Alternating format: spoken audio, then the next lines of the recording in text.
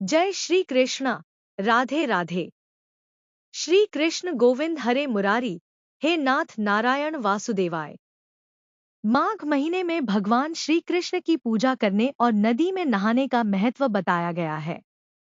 इस पवित्र महीने के दौरान नदियों में नहाने से ही पुण्य मिल जाता है, क्योंकि पुराणों में कहा गया है कि माघ महीने के दौरान गंगाजल में भगवान विष्णु का कुछ अंश रहता है। इस पवित्र महीने में गंगा का नाम लेकर नहाने से गंगा स्नान का फल मिलता है। इस महीने में प्रयाग, काशी, नैमिषारण्य, कुरुक्षेत्र, हरिद्वार या अन्य पवित्र तीर्थों के दर्शन और नदियों में स्नान का बहुत महत्व है। यह महीना पूजा पाठ, दान पुण्य और सेहत सुधारने का है। माघ महीने में श्रीमद् भगवद गीता और रामायण, माघ महात्म्य का पाठ करना चाहिए। इस माह में रोज सुबह स्नान के बाद घर के मंदिर में धूप दीप जलाएं, पूजा करें, ग्रंथों का पाठ करें, मंत्र जप करें। पद्म पुराण में माघ मास के महात्म्य का वर्णन करते हुए कहा गया है कि पूजा करने से भी भगवान श्रीहरि को उतनी प्रसन्नता नहीं होती जितनी कि माघ महीने में स्नान मात्र से होती है। इसलिए सभी पापों से मुक्ति और भगवान वासुदेव की प्रीति प्राप्त करने के लिए प्रत्येक मनुष्य को माघ स्नान करना चाहिए।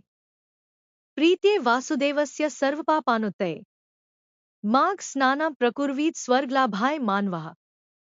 माघ मास में पूर्णिमा को जो व्यक्ति ब्रह्मावैवर्त पुराण का दान करता है उसे ब्रह्मलोक की प्राप्ति होती है। यहाँ ध्यान देने योग्य बात यह है कि माघ में ब्रह्मवैवर्त पुराण की कथा सुननी चाहिए। यह संभव न हो सके तो माघ महात्म्य अवश्य सुने। अतः इस मास में स्नान, दान, उपवास और भगवान माधव की पूजा अत्यंत फलदायी होती है। माघ मास की अमावस्या को प्रयागराज में स्नान से अनंत पुण्य प्राप्त होते हैं। वह सब पापों से मुक्त होकर स्वर्ग में जाता है। भक्तों, हमने अपने चैनल पर माघ महात्म्य का पहला, दूसरा अध्याय भी अपलोड किया हुआ है। आइए हम भी रसपान करते हैं माघ महात्म्य के तीसरा अध्याय का। राजा ने कहा, है ब्राह्मण, भृगु ऋषि ने मणि पर्वत पर विद्याधरों को क्या उपदेश दिया था, उन सबको जानने की मेरी बड़ी इच्छा है, सो कृपा कर मुझे सुनाए। वशिष्ठ जी बोले, हे राजन, एक समय 12 वर्ष तक वर्षा न होने से वह सूखा के कारण प्रजा त्राहि करने लगी। तप और वेद पाठ भी रुक गए। पृथ्वी पर फल, फूल, अन्न और जल का पूरी तरह अभाव हो गया।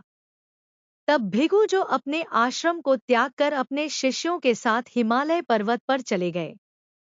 वहां कैलाश पर्वत के पश्चिम की ओर मणि पर्वत के नीचे के भाग में स्फटिक शिलाएं हैं।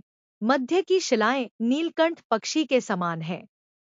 अपने एक ऐश्वर्य के कारण यह शुक्ल नीलकंठ की भांति शोभायमान था। उसके नीचे स्वर्ग मेखला थी। इस छवि के कारण वह पीतांबरधारी कृष्ण की तरह शोभित होता था। उसमें से एक दिव्य ज्योति निकलकर आसपास के वातावरण को शोभायमान करती रहती थी। पर्वत की कंदराओं से किन्नरियां तान उड़ाती घूमती रहती थी। सूर्य की किरणें पड़ने पर पर्वत की शिलाओं से इंद्रधनुष के रंग की किरणें दिखाई देती थी। इस मनोहर छवि वाले पर्वत के निचले भाग में विद्याधर अपनी पत्नियों के साथ मृदु घास पर विहार करते थे। पर्वत पर बनी रमणीक गुफाओं में संसार का त्याग कर आए हुए महात्मा दिन रात तपस्या करते थे।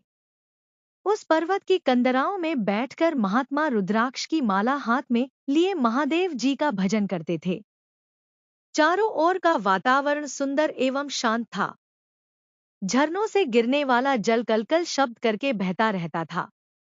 उस पर्वत की कंदरा में हाथी अपने बच्चों के साथ दिखाई देते थे। प्रत्येक पशु पक्षी मानो हर बोलियां बोलते थे। देव, यज्ञ, अप्सरागण, किन्नर आदि विहार करते थे। राजा ने पूछा, हे मुने, यह पर्वतराज बहुत ही आश्चर्यजनक है। वह कितना ऊंचा और कितना विशाल है। वशिष्ठ जी बोले, यह पर्वत 36 योजन ऊंचा है। उस पर अनेक प्रकार के वृक्ष तथा उत्तम लताएं शोभा पाती हैं। क्योंकि भृगुजी पृथ्वी पर दुर्भिक्ष पड़ जाने के कारण उस पर्वत पर गए थे। आता उस पर्वत के वातावरण को देख अति प्रसन्न हुए। उन्होंने उसी पर निवास करने का विचार किया। एक सुंदर कंदरा में वे निवास करने लगे और भृगुजी तपस्या करने लगे। चौथा अध्याय माघ महात्म्य। वशिष्ठ जी बोले, हे राजन, जब भृगुजी अपनी तपस्या में लीन थे तो विद्याधरों का एक दंपति उनके पास पहुंचा। वे बहुत दुखी थे और भृगुजी को अपनी कथा सुनाने आए थे। उन्होंने मुनि को श्रद्धापूर्वक प्रणाम किया और कहा, हे मुनिदेव, इस दिव्य देह को पाकर भी हम दोनों बहुत दुखी हैं। मेरी भार्या परम सुंदरी और नृत्य एवं संगीत में प्रवीण है। यह वीणा बजाने में दक्ष है। इसके वीणा वादन की महर्षि नारद ने भी प्रशंसा की है। संगीत के ज्ञाता इंद्र भी इससे प्रभावित है। भगवान महादेव भी इसकी संगीत विद्या से प्रसन्न है। ऐसी परम सुंदरी और गुणवती भार्या को पाकर भी मैं सुखी नहीं हूँ। कहाँ यह रूपवती मेरी भार्या और कहाँ व्याघ्र के मुख वाला। मैं इसी चिंता से परेशान एवं दुखी रहता हूँ। उस विद्याधर की बात को सुनकर त्रिकालज्ञ भृगुजी मुस्कुराकर बोले, हे विद्याधर, हर प्राणी को कर्मों के अनुसार फल प्राप्त होता है। जो ज्ञानी होते हैं वे मोह नहीं करते और जो अज्ञानी होते हैं वे मोह में फंसे रहते हैं। जिस तरह यक्षिका के पाव विषम है, उसी तरह अधूरा कर्म दुखी करता है। पिछले जन्म में तूने माघ मास की एकादशी का व्रत करके द्वादशी को तेल स्नान किया था, उसी के कारण तेरा मुख व्याघ्र का है। ने राजा पुरखा ने भी तेरी ही भांति भूल की थी, इसी कारण उसको कुरूप देह प्राप्त हुई थी। राजा अपनी कुरूपता पर बड़ा दुखी था। वह गिरिराज के समीप देव सरोवर पर गया। उसने स्नान किया और तपस्या हेतु कुशा के आसन पर बैठ गया। उसने शंख, चक्र, गदा पद्मधारी भगवान श्री हरि को हृदय में धारण कर 30 मास तक निराहार रहकर कठोर तप किया। भक्त वत्सल भगवान श्री हरि राजा की तपस्या से प्रसन्न हुए। उन्होंने राजा के सम्मुख प्रकट होकर कहा, हे राजन, मैं तेरी तपस्या से बहुत खुश हुआ। इतना कह भगवान ने स्वयं अपने शंख के जल से राजा का अभिषेक किया, जिससे राजा का शरीर सुंदर हो गया। भृगुजी बोले, हे विद्याधर, यह सब तेरे पूर्व जन्म का ही फल है। यदि तुम वास्तव में इस रूप को त्यागना चाहते हो तो माघ मास में मणिकूट नदी के जल में जाकर स्नान करो, तब तुम अपने पहले पाप से मुक्त हो सकते हो। इस नदी के तट पर देव, मुनि, सिद्ध निवास करते हैं। तेरे भाग्य से 5 दिन बाद ही माघ मास प्रारंभ होगा। तू स्नान की विधि ध्यान से श्रवण कर। पौष शुद्धि एकादशी से ही प्राणी को त्रिकाल स्नान निहार रहते हुए पृथ्वी पर शयन करना चाहिए। भोग विलास त्याग कर जितेंद्रिय हो। माघ शुक्ल एकादशी तक तीनों समय भगवान विष्णु का पूजन करना चाहिए। तू भी ऐसा ही करे तो तेरा मनोरथ पूर्ण होगा। द्वादशी के दिन मैं स्वयं आकर तेरा अभिषेक करूंगा। निश्चय ही तू कामदेव के समान सुंदर हो जाएगा। इतना कह भृगुजी ने फिर कहा, है विद्याधर, माघ स्नान प्राणी के समस्त पापों को नष्ट करने वाला है। इसका फल तप और यज्ञ से भी श्रेष्ठ है।